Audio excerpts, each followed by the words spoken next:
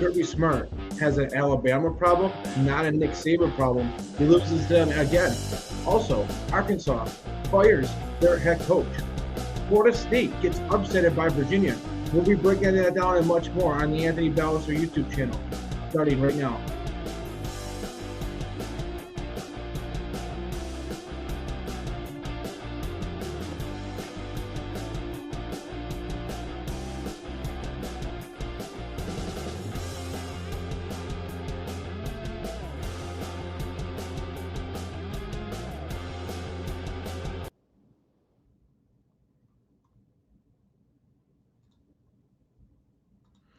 And we're back with the Anthony Balester YouTube channel, our college football edition. I am your host, Anthony Balester. We got a packed show, but before we get into it, make sure you're following us across all social medias on Twitter at Balester555 and Instagram at TikTok and Anthony Balester. Also, make sure that if you're watching this video, make sure you subscribe to the YouTube channel. The more subscribers we have, the more content we can bring in, the better the content can become. Also, make sure to like this video. The more likes we have, the better it helps with the algorithm. And if you're watching this, I bet you know some friends or family who are also big college football fans. So make sure to share it with them. The more eyeballs we get on this, the more likely we can get more subscribers. So let's get into the show. We had a big story, another coach firing. It seems like that's the trend each and every week. First, obviously, we had Virginia Tech firing their coach, then UCLA, then Oklahoma State. Now Arkansas fires Sam Pittman. Now, Sam Pittman has been there for, I believe, 4 or 5 seasons. He kind of had one good season. One season, I believe, he got the 9 wins. Other than that, it's been a struggle. He's been averaging right around 7-6 has been his record. And then for him to, have the blunder where they blew that game against Memphis. Now, granted, against Memphis, his running back fumbled. But the fact that that game was even close to where the fumble had to cause the win or loss, you got to put someone to blame. A team like Arkansas, yeah, they're not the most talented team in the SEC, but they're still an SEC team at the end of the day. And when you have an NFL-style quarterback like Taylor Green, who's been playing really well, and you do have some other, decent pieces, you should be able to get past a team like Memphis. And then to absolutely get blown off the football field by Notre Dame, where you didn't even put up a fight. It seems like he had lost the locker room at that point. So that's tough to come back from. I think that at this point, Arkansas needed a new face, a new voice to listen to. So I think this is the right move. Obviously, they promote Bobby Petrino, who was frankly the last coach that Arkansas had where they had success. When Bobby Petrino was the head coach, they were around a 10-11 win team. So I think he's a good stopgap holder. Yeah, he's a little on the older side, but as a college coach, we see Nick Saban coach long into his lifetime, and maybe Bobby Petrino could do the same. I think he was the coordinator before. He became interim coach, so now he's back at the helm. I'm not sure if maybe he wants. Maybe if everything goes right, maybe Bobby Petrino is the head coach. But I know with where college football is going, he may not want to be a head coach in this day and age. So we shall see if they decide to keep him after the season. Or more than likely, the most likely scenario is they decide to move on and bring in somebody else. But it seems like it's going to be a long season for Arkansas. And yeah, they didn't have the most talent, but they were bringing back a pretty talented offensive line. They got some good running backs that you could rely on. Taylor Green, who's 6'6", 6'7", that could run the ball and throw the ball. They got a couple good pieces on defense, like Quincy Rhodes Jr. and others. So this was a team that, yeah, may not be that 8 to 10 win team that pushes for a playoff spot, but should have been at the very least above bowl eligibility and, be a team that can win 7, maybe at max 8. Now, usually bubble teams are around 9 wins, and then you need 10. So, yeah, I don't think that they were a 9 or better win team, but they should have been around the 7 to 8 win mark. And now it's going to be really, really tough for them to hit that. I think at this point they would be happy with just a 6-6 team that does make bowl eligibility. But now they'll have a complete rebuild. We know in this day and age with the transfer portal, when you get a new coach, you're going to have a entire new full team. All your players are probably going to transfer out or go to the draft. And you're going to have to bring in a bunch of transfers and freshmen. So we shall see who Arkansas gets. But it's not going to be an easy task. We know the SEC is the best conference in college football. Yeah, they didn't win the national championship the last 2 years, but in terms of depth, this conference is absolutely talented. I mean, even like the 10th and 11th place team in this conference is a top 25 caliber team. They're probably just outside the top 25. This conference has so many high-level teams. That's why even a guy like Brian Kelly, as great as he is, even he's struggling to be consistent and win consistent at LSU. So we'll see what Arkansas does, but they're definitely going to have an uphill battle now with Missouri, who's been a constant, competitive team. Now you got Vanderbilt to worry about. They were considered the one team you didn't have to worry about in the SEC. Now Vanderbilt's a really competitive team as well. Lane Kiffin at Ole Miss isn't going anywhere. Kalen DeBoer, we'll talk about this later in the show. Maybe he's got Alabama going. So there's just endless teams. Texas is always going to be good with Steve Sarkisian. So we could just go on out. Oklahoma, when John Mateer was healthy, they were getting things rolling. Auburn, they're a very young, talented team. Yeah, they've struggled of the last 2 weeks. Texas A&M is starting to flourish again. So we could just go on and on of all the good quality teams that are in the SEC. Even Mississippi State, a team that doesn't have a lot of talent. Even they're exceeding expectations. They're a team that beat Arizona State, who Arizona State was the preseason favorite in the Big 12, and then also gave Tennessee a run for money. And that's another team you always got to worry about with Josh Heupel. So this conference is always going to have like 10 to 13 teams that you're always going to have to worry about. Maybe the one team you don't have to worry about this year is Kentucky. But other than that, all their teams have been really competitive, and it's going to be a real hard conference no matter what coach gets brought in. So now let's get into what happened on the field this past weekend in Week 5. And we're going to start off with my Alabama beating Georgia. Now, I predicted that Alabama would lose this game. So I was definitely shocked because the fact that Alabama upsets Georgia 24-21 and the fact that they did it on the road. Georgia had the longest winning streak at home. I believe it was like 33 straight games that Georgia had won at home. They haven't lost at home since 2019. That's absolutely insane. That was, I believe, the year before Bryce Young even entered college, and Bryce Young's already in his third season in the NFL. So it goes to show you how long ago that occurred. Georgia has been a juggernaut. They've kind of became the new version of Alabama. Yeah, I don't think in this day and age with the depth that we have in college football, a team could, dominate consistently win championships like Alabama. But I think Kirby Smart and Georgia are the benchmark and the closest thing that we can get to an Alabama Nick Saban type dominance. But Alabama went in there on the road and defeated Georgia. And a large part, it had to do with the play of Ty Simpson. Now, Ty Simpson was a guy who was a very highly rated quarterback and kind of just waited his time. Obviously, when he first came in, you had Bryce Young, and then he had a quarterback battle with Jalen Milroe. Ultimately, he lost it to Jalen Milroe, and a lot of people, including me, were like, okay, well, Jalen Milroe, was a good quarterback, but he wasn't a quarterback that you could probably win a championship with. And he didn't make the playoffs last year when Nick Saban wasn't there. And now you look at Ty Simpson, you're like, okay, well, if Kalen DeBoer couldn't make the playoffs with the guy who beat out Ty Simpson, how is Ty Simpson going to be any better? And then when you look at Week 1, the way Florida State absolutely dominated him, and I know the offensive line didn't do Ty Simpson any favors, but he looked shell-shocked. He looked like a quarterback that couldn't get anything done. He had no confidence whatsoever. He couldn't complete any passes. He had no mobility at all. Couldn't make passes or throws on the run. And it seemed like, oh, well, maybe things have gotten worse for Alabama. And then he comes out and Ty Simpson absolutely, dominates Louisiana Monroe. And we're like, okay, well, that's expected. Whoever quarterback's playing for Alabama is going to dominate Louisiana Monroe. And then he does it again against Wisconsin. And we're like, okay, well, that's a little something. It is a Power 4 conference team, but Wisconsin's been a team that has been struggling on both sides of the ball, offense and defense. So we're like, okay, well, let's see what you could do against a really competitive Georgia team. Yeah, I know Georgia struggled on defense against Tennessee, but Tennessee has a really good offense. And we know Georgia still has players on defense. So if you can get it done, particularly on the road. Now, we got to remember, when Tennessee scored all those points against Georgia, even in a loss, Georgia was on the road. So Tennessee had the home field advantage. Alabama did not. Alabama had to go into enemy territory in a hostile environment and try to beat this Georgia team. And Ty Simpson, man, for the most part, was completing a lot of pinpoint throws. I mean, you look at the opening drive where he hit Ryan Williams and Ryan Williams drops it, and then he comes right back and just keeps hitting more throws, and he distributes the ball throughout the entire offense to multiple guys, the tight ends, the running backs, Bernard, Ryan Williams, Horton. he was just dissecting the defense, and he looked like one of the best pocket quarterbacks in college football.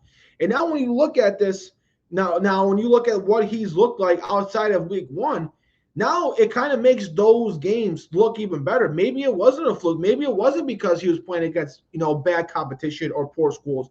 Maybe Ty Simpson is just that good.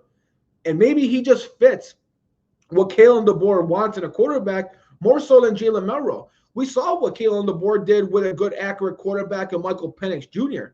He needs a quarterback that's going to be accurate, go through his progressions, do the 2, 3, 4-step drops, and get the pass out quickly and efficiently. Now, Jalen Milroe was 10 times the athlete. Jalen Milroe was the bigger athlete. He was the faster athlete, more explosive. Yeah, he could do more. But I think in terms of running Kalen DeBoer's offense, I think Ty Simpson fits that description better. He's a straight-up pocket passer. And yeah, he has a little bit of mobility when you need it, but he's better when he's in the pocket. Plus, he makes really, really good accurate throws on the run. So I was very impressed with Ty Simpson. Alabama's offensive line held up really, really well. We know Georgia struggled this year, has been in the pass rush. They got good defensive tackles like Christian Miller. We know C.G. Allen and Wilson at linebacker has been great, and they do got decently good corners. But their pass rush hasn't been able to get home, and that really hurt them in this one. And then Alabama wasn't really able to get much in the running game. So they had to put all the pressure on Ty Simpson. Ty Simpson was still able to get it done. But now when you look at Kirby Smart's a guy who was a coordinator for Alabama. And then when he went to Georgia, he did struggle against Nick Saban. And we thought, okay, well, maybe Nick Saban knows him well. Maybe Nick Saban has his number. We look at that one year where Georgia was undefeated, had all the momentum. Alabama beats them, in the SEC championship game. And up until Alabama lost all the receivers in the national championship game, Bryce Young and Nick Saban were on their way to beating Georgia again in the national championship. The one time Kirby Smart did beat Alabama, it was when he had his most talented team he ever had. He had the best defense maybe in college football history. And it took Alabama losing all their receivers. They lost John Mechie. They lost their other number 3 receiver headed into the game. And then Jamison Williams tore his ACL in the first half. Before he tore his ACL, they could not stop Bryce Young. So it took all those things going against them and all the things going right for Georgia to get that one win. And then when you look at last year when Kalen DeBoer was in his first season and you didn't have Nick Saban and we knew Georgia was the more talented team, Georgia still lost to him. Now, and it being a very competitive game that could have went either way. But again, Kirby Smart was on the wrong side, again, losing to Alabama. But now Alabama was the home team. Now you're the home team. You're the more talented team again. You got to get this win. And Alabama comes out there and upsets them again. So now it's no longer a Nick Saban problem. Kirby Smart just has an Alabama problem. He just cannot get it done against Alabama. It seems like when Kirby Smart goes up against any other team, he has really great success. What I do like about Georgia is no matter how bad they're down or how bad it seems like it's going to go, they always do fight hard to the end. Every time Alabama has beaten for the most part, it's been a very close game where, Georgia gives Alabama everything they can handle. But for some reason, Alabama always comes out on top, and they always seem to have a really good game plan. And now when you have another coach and Kalen on the board doing it, there's just something about Alabama, the way that they scheme their players. But what's scary about this is that this is a completely different system than Nick Saban. Nick Saban was more of a run-the-ball, defensive-style coach. Yeah, in his later years, he started to, become more accustomed to the times, open up the passing game when he had Bryce Young and others. But this Kalen DeBoer system is completely different. And the fact that they still lost just gives us, more questions. I think Gunnar Stockton had a decent game, but for the most part, he was just outplayed by Ty Simpson. And now Ty Simpson overnight is now one of the Heisman favorites and one of the best quarterbacks in the country. And now when we look at what he did the previous weeks, it all adds up to one of the top seasons of any quarterback in college football. So Georgia has one flaw. They can't beat Alabama. Everything else, they could do. Kirby Smart's still the best coach in college football. And like he said, what are other teams' records against Alabama? Alabama, has been the best program. Now, I know Georgia has kind of surpassed them of late, but Alabama is still the team that everybody's trying to get to. And Alabama, yeah, they may have their struggles. They may not be as consistent, as dominant as they were with Nick Saban. But on any given Saturday, they could beat anybody. And they proved that here. I still think they have some things they need to fix on defense, and they got to get their running game going. But now this Georgia win makes up for that loss to Florida State. Now this puts Alabama in a position where maybe they can make the playoffs. We'll talk about a game they have coming up. They still do have a really hard schedule. They're in a really hard part of the schedule at this point in time. So they still got to get some wins. But getting that win against Georgia, now they still are able to get one more loss. If they finish 10-2, we know they make the playoffs. And this was supposed to be one of their losses. So now it kind of cancels out. They were supposed to be Florida State. They didn't, but yet they were supposed to lose to Georgia. Now, if anybody asks you, say, hey, through 5 weeks in the season, Alabama would have one loss, you would take that because you'd be like, okay, well, they'll probably start off, winning all their games and then losing to Georgia. Well, that's just the way football works. You lose games that you think you're going to win, and then you win games that you thought you were going to lose. That's just how the sport works, and that's what makes it so fun to watch. But now this puts Alabama in a good position to make the playoffs because they still got that one loss that they could still get and still make the playoffs. So their playoff chances have skyrocketed from this. So it's very great for Alabama, and hopefully they can finally make the playoffs in the Kalen DeBoer era. We have another upset to talk about, an even bigger upset, a game that no one thought was a 50-50 game like the Alabama-Georgia, and that was Virginia. Virginia went out and upsetted Florida State 46-38, and I believe it was an overtime game. This was a game that, Chandler Morris and Virginia played really well on offense. Now, Virginia offensively has been great this year. They've been just in shootout after shootout, and the one loss they did have, I believe, was to NC State, and that was a shootout. I think Chandler Morris on the final drive to where they could have potentially tied it or take the lead, he ended up throwing a pick. But this offense just has a lot of skilled players. Trell Harris and others. This team goes 3 or 4 deep at wide receiver. Jamari Taylor is a really solid running back. Now, I know defensively, that's been their Achilles heel. Thomas Castellanos and Deuce Robinson were able to make plays against this defense, but Florida State just couldn't stop anybody against Virginia, and that's concerning for Florida State. A team that struggled last year on defense, we thought that side of the ball was fixed. Well, maybe it's not. Now, I know when you look at upsets in college football, these Thursday or Friday games, can be trap games for these ranked teams. We see it all the time where these ranked teams, go on the road on a Thursday or Friday night, and they get upsetted. Playing on the road is the hardest thing to do in college football, maybe the hardest thing to do in all sports, because college football, with all the fans that they have with 100,000 people plus stadiums, playing on the road in college football is just as hard, if not harder, in any other sport. So it's very tough to do, but this was a game that Florida State, at the end of the day, should not have lost. This definitely hurts their playoff chances as well. But again, they do have only one loss. But their one loss now is in conference. So, yeah, Alabama's loss to Florida State was bad, but it wasn't in conference. They still control their own destiny. Now, when you look at Florida State, the ACC this year is probably going to be the worst of the Power 4 conferences. I feel like so far the Big 12 has outplayed the ACC. The ACC now is going to be the worst conference, and they may get lucky. They may try to get 2 teams in there, but it's going to be very, very tough for them to get 2 teams now with Florida State dropping this game. And Florida State now has another tough matchup coming up. So unless if they can figure out a way to pull off an upset, they're going to end up probably finishing as a 2-loss ACC team that doesn't win the conference championship. And then, being a 10-2 team in the ACC is very tough when you're going to have all these 2-loss teams in other conferences. They still control their own destiny, but they got a big matchup coming up that we'll speak about. If they pull off that win, they'll still completely erase that, just like Alabama did when they beat Georgia. But this really hurts a Florida State team that was trying to hope that, they had fixed their issues on the defensive side of the ball. Offensively, I think that they're still much better than last year. I think Thomas Castellanos is a huge upgrade over what they had a year ago. But Florida State still has questions on defense, and I don't know if they're going to get any answers this week, but we'll be breaking that down. Then we had a huge matchup. We had Oregon, for all your people in Oregon. Sometimes I call it Oregon. I know I get a lot of, hatred and slack for that in the comments. But Oregon went out and beat Penn State 30-24 in overtime. Now, this was a game that went back and forth as well. Very, very low scoring until the second half. But, man, when you look at the way that this team was coaching, late in the game, Oregon was confident to put the ball in Dante Moore's hands.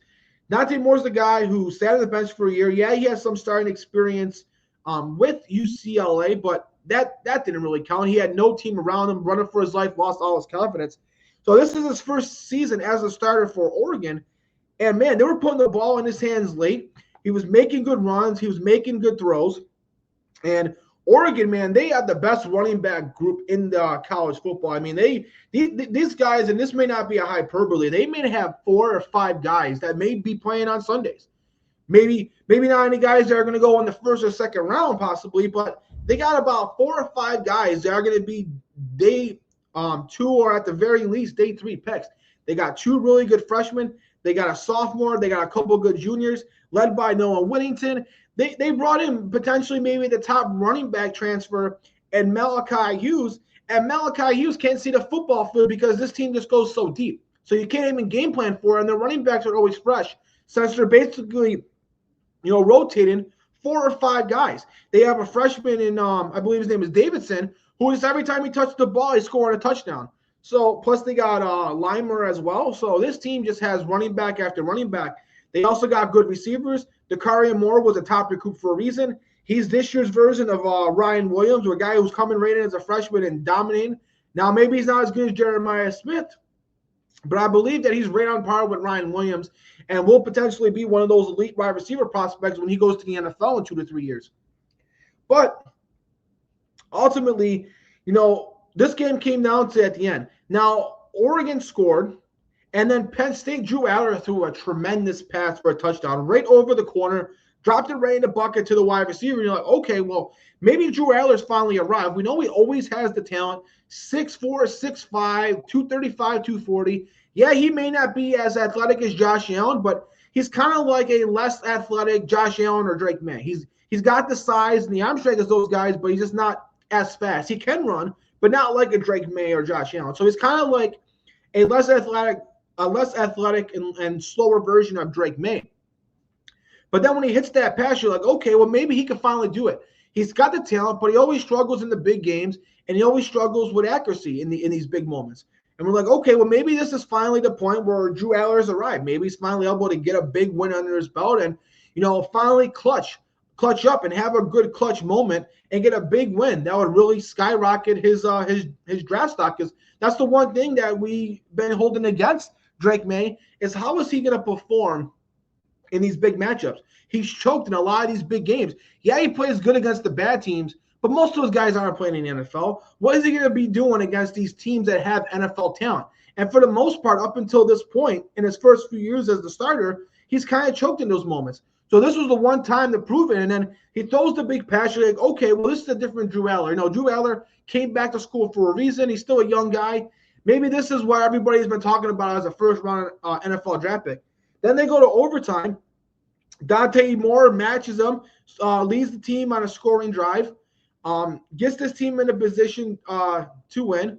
And then Penn State gets the ball, and Drew Aller throws the interception. And everything that he did good before that moment gets completely erased. And all those questions in the clutch moment come back to haunt him. It was a terrible pass. He threw it short of his target right to the linebacker, ends the game. Now the question, and now the statements that are coming out of this game is, okay, well, now Dante Moore's the guy who's a year younger, has less starting experience, and just went in there on the road and outplayed you. So what does that say about you, Drew Aller? Now, Drew Aller's the guy who maybe he can fix this. The season's still early, so there's still a lot of games. But again, those questions are still going to stay there. And it's like, how can you trust the guy drafting him in the first round that's continued to do that? If he can't be clutch and beat these guys in college, how's he going to be able to beat guys who are bigger, faster, and stronger in the NFL? But what Dante Moore showed in this game is Dante Moore now has put himself in a position to where maybe he's the top quarterback in the draft. We know Lenore Sellers has the most talent, and he's definitely improved a little bit, so I like Lenore Sellers. We know John Mateer, when he's healthy, with his dual threat ability, he's going to be up there. But when you look at when you look at Dante Moore, who's a year younger than Mateer, who's only 20 years old, playing in his first legit starting season for Oregon, this guy now is the Heisman favorite, and now he's going to put himself and give himself a good argument as the top quarterback. I believe now the top quarterback in the draft is a three-way race between Mateer, Sellers, and Moore. But Sellers, yeah, he's improved, but he still got a little bit of accuracy struggles and consistency with that. And John Mateer's now hurt. Dante Moore's a year younger than Mateer, hasn't been inconsistent with his accuracy like Sellers. So maybe he's the guy that's going to check off all the boxes. So this was a great win for Oregon. This definitely, I think, was maybe between them and Alabama, the best win of any team in college football. Them going on the road in Penn State, that's a hostile environment to get that win. Very huge win for them. Now, in the last game that we're going to talk about, we have Ole Miss, who defeats LSU 24-19.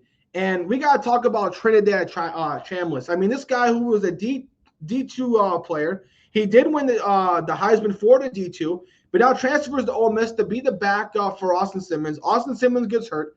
We know he's a guy who's big, fast, and strong, and we thought if he broke out, he could be an NFL draft pick. Well, this guy Trinidad Chambliss comes in there, and every game he's played, I believe that he's had over 300 yards passing, 50 yards rushing. The guy's been unbelievable. He's been one of the best players in college football, and there's no way, even if Austin Simmons is healthy, you could go back to him. I would keep Austin Simmons on the bench for the rest of the year, have him be the starter next year, and let Chambliss run out the season, because this guy has been really, really impressive. This guy could do it all. He's clutch. He's accurate. He doesn't turn the ball over that much. And the way he's played, it's insane. He was the better quarterback over Garrett Nussmeier. Garrett Nussmeier was the guy who looked to be improved. He had a good game against Clemson, and then has kind of been hit or miss since that. Now, he's a guy who, like Drew Aller, maybe he's the guy who all those questions that we had that we wanted to see him fix, all those questions now have arose back up for Garrett Nussmeier. So now Garrett Nussmeier's got more questions than he has answers, but Chambliss, he's a guy who is the biggest surprise in college football. Nobody saw this guy as a Heisman candidate. Well, now he's one of the top 5 Heisman candidates now for this game. I think Ole Miss will roll with him. They got a lot of good receivers for him to get the ball to. This is a defense that really has improved. They got Perkins. They got some good corners that really gave LSU and their offensive line fits. So LSU now, Brian Kelly, maybe he's never going to be able to get this team to a championship like we thought. We thought, we finally got that huge week 1 win against Clemson, which was something he struggled with the last few years. We thought, okay, well, you finally got a defense. Garrett Nussmeier, we know that they have a trend of senior quarterbacks breaking out like Jaden Daniels and Joe Burrow. We thought Garrett Nussmeier would be the next in line, but he really hasn't. And just like Drew Aller, he's got more questions now. But with Ole Miss, with the team that Ole Miss now has, with Lacey at running back, with Wallace and Lee at receiver, this is a team now. This may be the best team that Lane Kiffin's had at Ole Miss. And this is, that's saying a lot, because this is a team that's had Jackson Dart and had other good players. But what Chambliss has done cannot be understated enough. And he's, been the biggest surprise and maybe the best story of college football. They have to roll with him the rest of the season because, frankly, right now, he's one of the best quarterbacks and also one of the best players in the country. Now, just quickly to recap, we had Illinois rebound from their blowout loss to Indiana. Their defense finally got healthy. They had a huge win against USC. USC almost pulled that game out. I know Illinois had a couple turnovers. USC gave them everything they can handle, but it just wasn't enough. Illinois showed how good their defense could be and how good Luke Altmaier and their offense could be. They were a preseason hype train for a reason. They had a lot of players returning for this reason, and all the players that we hyped up coming into season has been playing really, really well. They got their running game going again. Their defense is stout with, Gabe Jacobs and Scott and others. So this is a defense. I love their linebacker as well. So I like Illinois and what they did. And then Luke Altmaier really rebounded after a poor game against Indiana. He was one of the top returning quarterbacks and one of the most experienced quarterbacks for a reason. For USC, I still like what they've done. Jaden Mavia has been one of the most improved quarterbacks. I like his progression. Malachi Lemon, that guy tried to put the team on his shoulders. It's like every time USC needed a big play and every time they got a big play, it was Malachi Lemon. I think the guy has now put himself in a position to be a top 10, top 15 NFL draft pick when this season's done.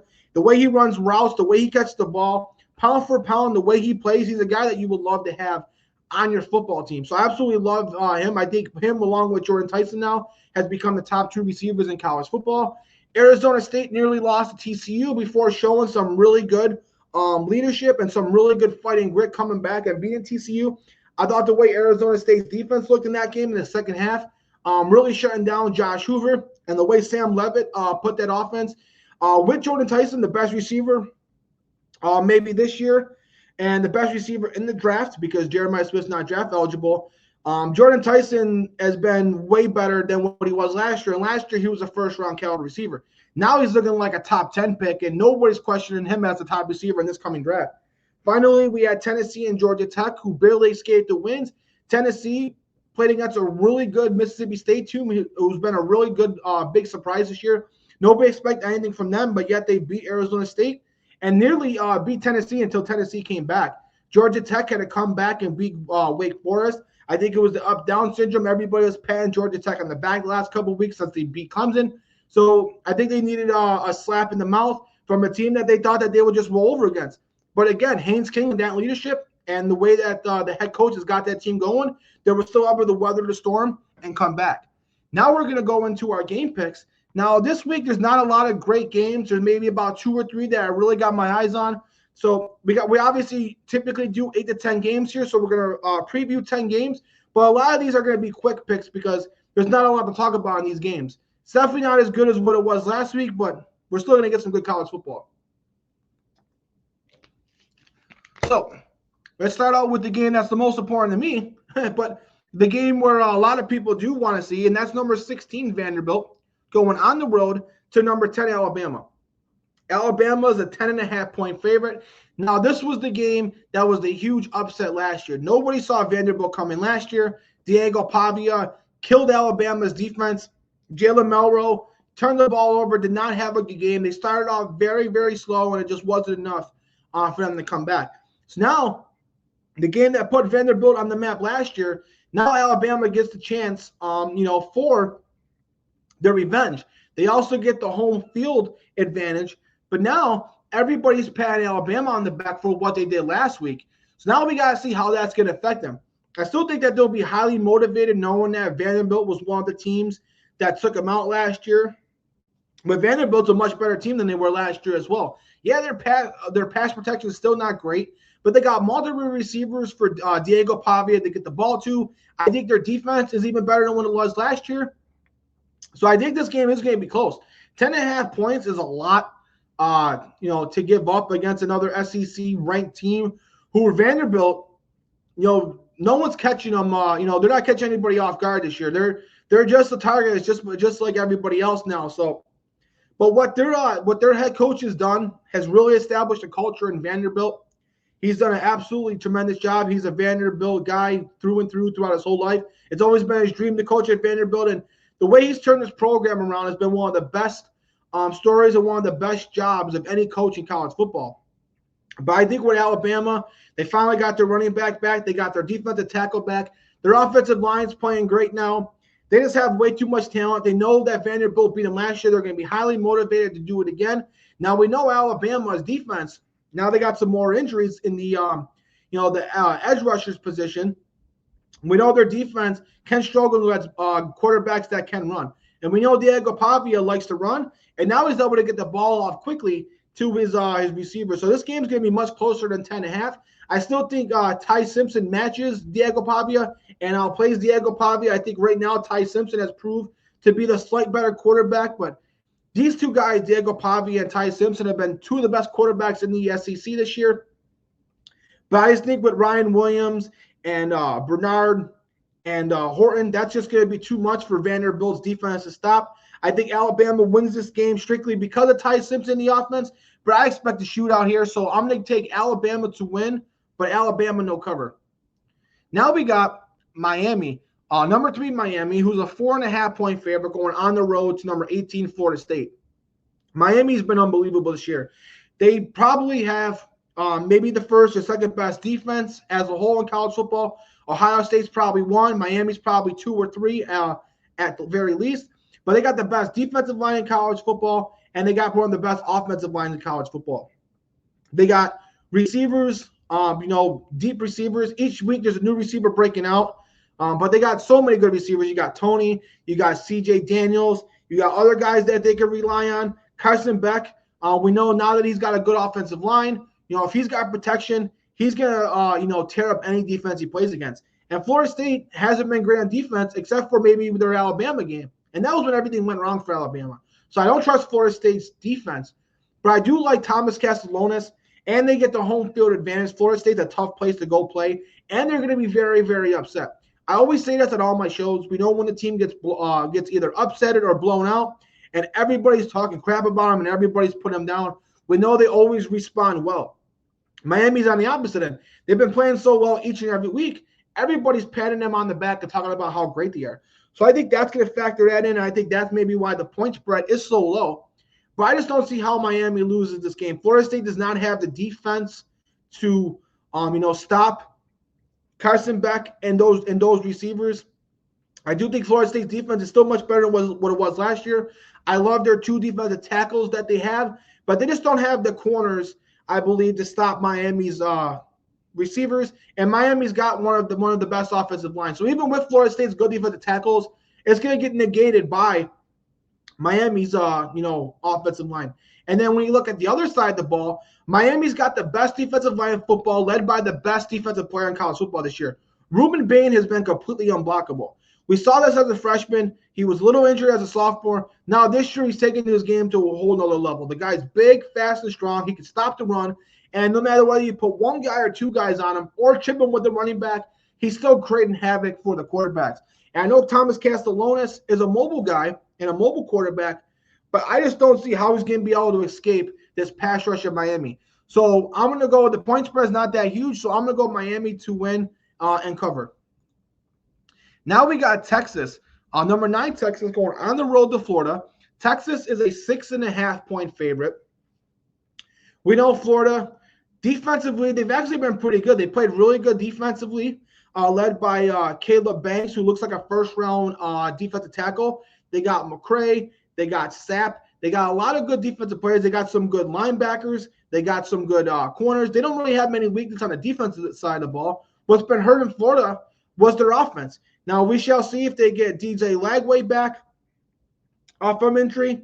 If not, whether he's there or not, we know the offense is going to continue to struggle. I like their wide receivers. I think they got decent wide receivers. They got a good offensive line. They just got to get better, consistent quarterback play, and quarterback play that's not going to turn into turnovers. But now Texas is the same thing. Texas has a great defense.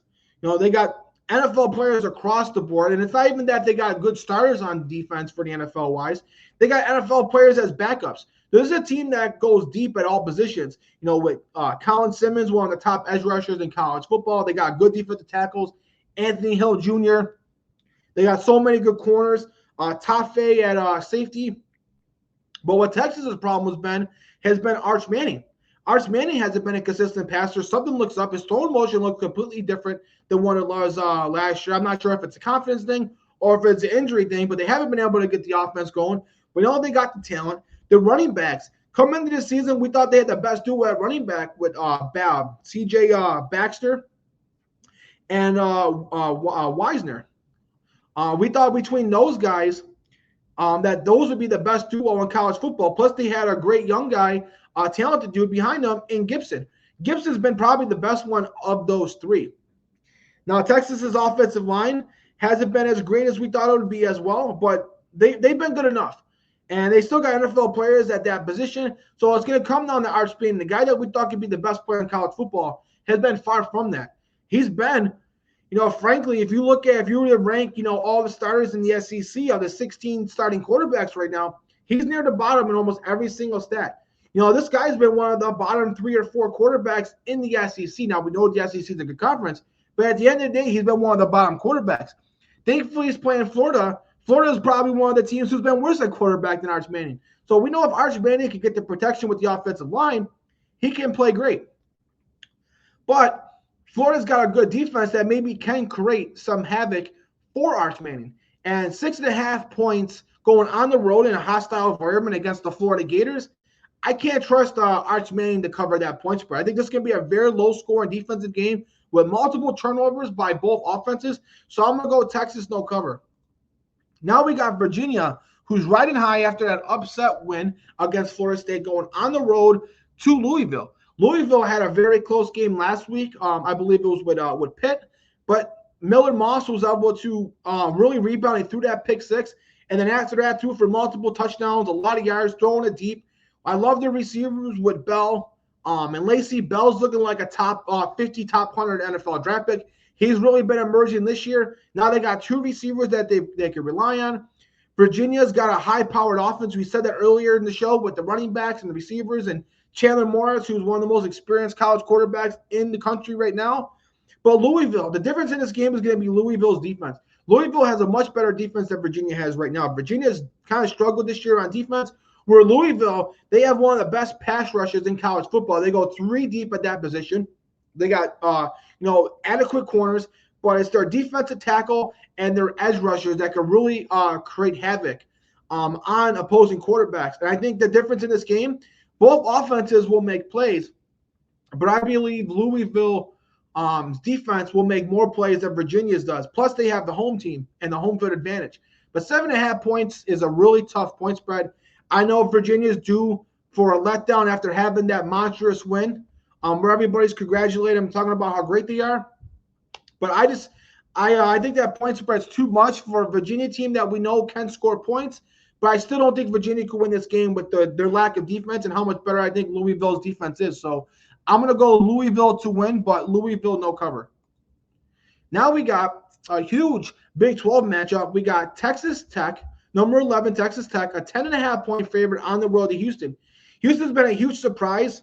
Connor Wegman is looking like the Connor Wegman we saw back when he was at Texas A&M. We know this team has a lot of breakout players on the defensive side of the ball.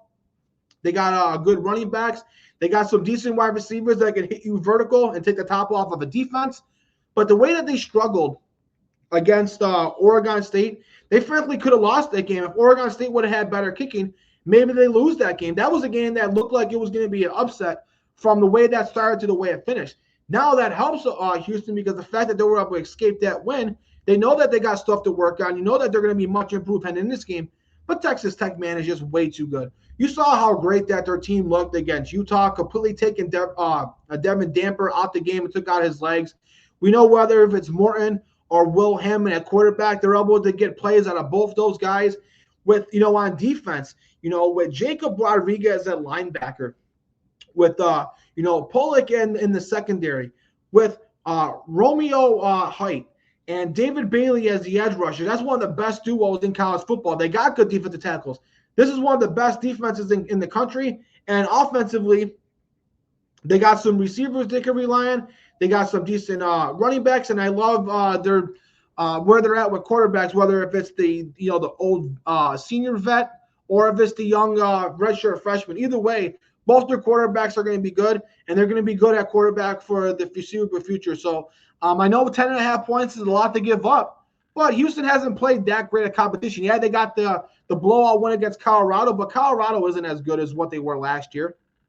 And Houston is a team that's had somewhat of an easy schedule up to this point. And I believe that's why they have the record that they do. So until they go out and prove it against a team as good as Texas Tech is just way too good. They're number 11 ranked for a reason. They brought back a lot of their players. They bought a lot of players in the transfer portal. And we see all the money they spent is, becoming worth it. So give me Texas Tech to win and cover. Now, and what a point spread that really surprised me, we got Iowa State, number 14 Iowa State on the road against Cincinnati. Cincinnati is a 1.5-point favorite. Now, Cincinnati is a team who defensively, they'll get Corleone back at defensive tackle. He's been one of the best run stuffers and best pass rushing defensive tackles in college football. They get him back healthy, that's huge. And we know Cincinnati's been a pretty competitive team. Their one loss was a very close loss to Nebraska. That was a game that could have went either way. I like Sorsby, their quarterback. He's a guy who's been in college football for, I believe, 5 years. So they got a very experienced quarterback. And they have the home field advantage. But I just don't see how they could be this much of a favorite to Iowa State. Iowa State, man, is really, really good. Rocco Beck throws a touchdown in pretty much every game. He's got the longest streak. This team has a lot of good receivers. Now, they don't have one dominant receiver, but they got this committee receiver where you don't know which guy is going to break out. They also have about 3 or 4 tight ends that they use in all different situations. They line them up at fullback. They go double tight end sets. They block. They catch the ball. So they use tight ends a lot, more so than most programs.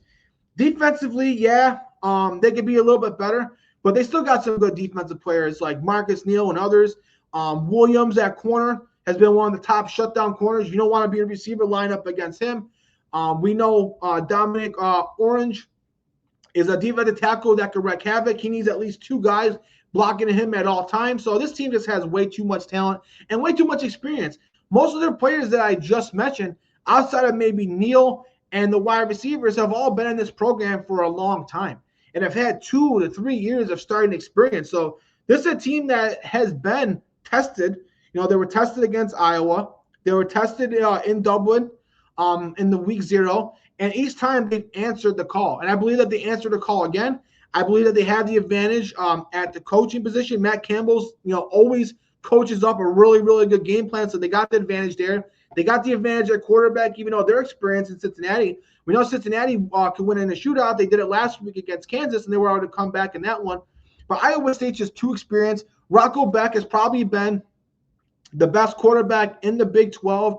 He's just on the outside of a Heisman candidate. He's probably, if you did a top 15 list, he's probably right there around 14 to 15. So the guy's unbelievable. He's very, very smart. He's not going to put the team in a bad position. So I'm surprised at this point spread. Maybe Vegas knows something I don't, but I'm going to pick Iowa State to continue that trend and go Iowa State to win in the upset. Now, we have a SEC matchup here. We got Mississippi State going on the road to Texas A&M. Now, Texas A&M is a 14.5-point favorite. Texas A&M, Mike Elko is finally getting everything to fruition. Everything's coming together for this team. Marcel Reed now is not just a runner. He's also a passer as well.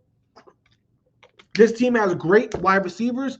Mario Craver is one of the most explosive receivers. He could take a 4-yard pass, take it for a touchdown. He could go deep as well. He could go across the middle. He could pretty much do it all. Plus, this team has multiple good running backs like Le'Veon Moss and Daniels. This team's got 3 or 4 guys that could be, top 100 NFL draft picks on the offensive line. We know that they got good corners. Will Lee, is a blanket. He shuts down most receivers that he plays against. So this is another team that, maybe at times their defense can struggle, but for the most part, this team just has so much talent. Cassius Howell at the edge rusher position. This team is very talented, but 14.5 points is a lot. Now, I know they're the home favorite. They have one of the best home field advantages. But Mississippi State's a team that you can't disrespect anymore. They play tough each and every week. They're one of the biggest surprises in college football. I thought they would be in the conversation for the worst team in the SEC, and they've been far from that. They upsetted Arizona State, and they should have, frankly, beat Tennessee. They had moments in that game where they should have won and lost it at the end. So you're looking at a team that should almost be undefeated with 2 quality wins. Obviously, they ended up losing to Tennessee, but they put themselves in a position to win. So now for me to expect a team that beat Arizona State, almost beat Tennessee, now they're going to get blown out by Texas A&M. Now, we know Texas A&M is ranked 6th, and they're one of the best teams in the country. They did beat Notre Dame. Every team that they played against and they were tested, they've answered the call. And this is a team that, whatever, you think you could exploit them at, they got a good player at every position. So this is a team that you really can't game plan for one player, or on offense really can't say, we're going to attack them this way, because each and every week they have a different player stepping up. York's obviously one of the top inside linebackers as well. So I can name a star player at each and every position for them. So obviously I'm going to pick Texas A&M to win, but I'm going to say Texas A&M no cover. That's way too much points. Maybe they do it. Maybe this is the week where Mississippi State finally comes back to earth. But until I see it, I can't, allow a team to give two plus touchdowns to a team like Mississippi State, who has brought it every single week. Now we got a couple games that we're going to go quickly over. 3 games that probably will be blowouts, but we got to talk about them because they're marketable. We got the Fox noon kickoff, which I'm surprised they picked this one, but it is a Big 12. It is a huge Big 10 matchup. We got Wisconsin on the road to number 20 Michigan. Michigan's a 16.5-point favorite. This is easy. Michigan's going to win and cover. They're going to blow them out. We've seen Wisconsin be blown out multiple times this year. They just don't have the defense this year. They haven't been able to get the quarterback right. I know their quarterback's been injured, so they got O'Neal, who's been in there. He's been struggling. Their offensive line can't protect for him. They don't have deep wide receiver talent. They only got one or two guys they can rely on. Defenses have been double teaming those guys, so they don't have a lot of receivers to get the ball to. So I believe Michigan, Bryce Underwood is going to destroy that defense just like Ty Simpson did. And Michigan's defense, who's still a really, really good defense with Hill, with the linebacker that they have, they got, NFL talent on every level of the defense. So Michigan wins and by blowout, so they cover the point spread. So pick Michigan to cover. We got Clemson, who's a 13.5-point favorite at North Carolina. We know Clemson's been a huge disappointment, biggest disappointment this year. They lost LSU, lost to Georgia Tech, lost to Syracuse, and nearly lost to Troy. So they haven't even had one good game. But now I think with Dabo Swinney being, kind of on the hot seat where everybody's talking about him, everybody's talking bad about the defense now, because Kate Klubnik and the offense finally showed some life and some improvement. The defense is still struggling as well, but we know they got the talent. So I expect a big game out of guys like Will Help, guys like T.J. Parker and Peter Woods and Avian Terrell. And we know North Carolina, whenever they've been up against a Power 4 conference team, they've been absolutely blown out. This team got blown out by TCU. They got blown out by UCF. So this is a team that's just not ready. They just don't have the talent on either side of the ball. North Carolina can't do anything right now. I think their defense is a little bit better than their offense, but that's not saying a lot because their offense isn't great either. So I believe Clemson rebounds. Still not a great Clemson team, but they're playing against one of, if not the worst team in the ACC this year. So I think Clemson wins and covers, even with North Carolina having the home field advantage. And then lastly, we got Colorado and Deion Sanders on the road to TCU. I think TCU wins and covers. We know they blew that game against Arizona State. That would have been a huge win for TCU. TCU's been one of the top teams in the Big 12. Obviously, they blew out North Carolina. They had that huge, impressive win against SMU, and it looked like they were on their way to beating Arizona State. And, after that game, everybody would have been like, hey, TCU may be the best team in the Big 12. Maybe Josh Hoover is the best quarterback in the Big 12. And then Arizona State's defense clutched up in the second half and really shut down that TCU offense. TCU is going to be able to come out. They're going to be upset. They're going to be, frankly, ready to prove, a point that, that they're better than what that second half showed. And Josh Hoover as well. They got so many good receivers with Dyer and McAllister. And Colorado, a team that has been struggling at quarterback. I think their quarterback position, Salters played better. They looked pretty good against BYU. Now, BYU had a really good defense, probably a better defense than what TCU had. And Colorado came out in that game firing. Salter looked better. He was getting the ball out to his wide receivers. He was making plays. But on the road, I think that, the fact that they played so competitive against BYU, TCU is not going to take them lightly. Plus, they got a point to prove. So I don't think that this is going to be a good game for Colorado. I think TCU is going to play much better on defense. They're going to give Salter a lot of fits. And I believe that Colorado's defense, who is probably the best defense Deion Sanders has had, is not going to have an answer for McAllister and Hoover. Because I think Hoover is going to come out there and play like he did against SMU. So I'm going to pick TCU to win and cover. So that's going to do it for this episode. Definitely make sure, if you're watching this, make sure to subscribe to the YouTube channel. The more subscribers we have, the more content we can bring. Make sure that you share this video with anybody you know that also likes football. Let them know to subscribe. We bring a college football show and an NFL show each and every week, so you're not going to want to miss it. Make sure you like it. It definitely helps with the algorithm. And make sure you follow us across all social medias on Twitter at Balester555 and TikTok and Instagram at Anthony Balester. Well, it was a great show. We'll be back next week to break down all these big matchups and all the big news that happens in college football, while also previewing the next slate of games that we do have. So definitely make sure to stay tuned in that. Enjoy the college football this weekend, and we'll catch you guys next week.